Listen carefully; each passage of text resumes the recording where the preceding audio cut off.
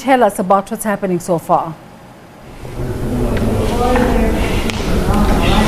Good morning, Desiree. We are at Dokies here in Durban, where the MEC for Education in KwaZulu-Natal Mshengu will be briefing us in relation to the findings of the investigation. But on that note, we are here next to me. There's a spokesperson for the department. Just to remind us, how did the department find out about these allegations of this boot camp in Umzinto? Muzi, thank you very much for your time. Briefly about the boot camp last year. How did the department find out, and what was the concern? Thank you so much, and good morning to your viewers at home. The background to this is that in our program that we call the Last Push, which was the learner boot camps that were held by all the districts across the province.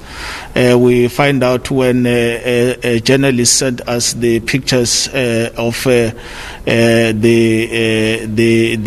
very much unbearable conditions under which the learners were put in. There was no following of any COVID protocol in terms of ventilation, in terms of social distancing, and the venue itself was not the one that we would have approved. When then we got that message, when it was reported to the MEC, he then directed the head of department to investigate as to how we had landed into that situation as the department, and he did indicate that he will want to see disciplinary actions taken against those that were involved.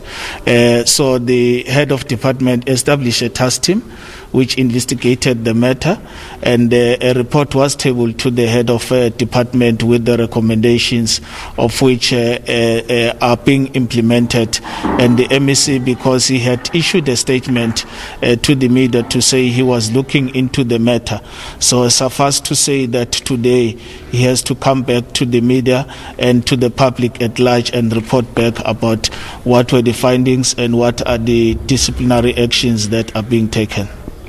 Muzi, on those pictures, we do see that there was no social distancing, and the main concern was that the learners are coming from different schools. Any learner that maybe tested positive for COVID-19 during that time? We were fortunate that we did not have such, but it was uncalled for officials to put learners when COVID was still at the peak in such conditions that they were in. Thank you very much, sir, for your time. Thank you.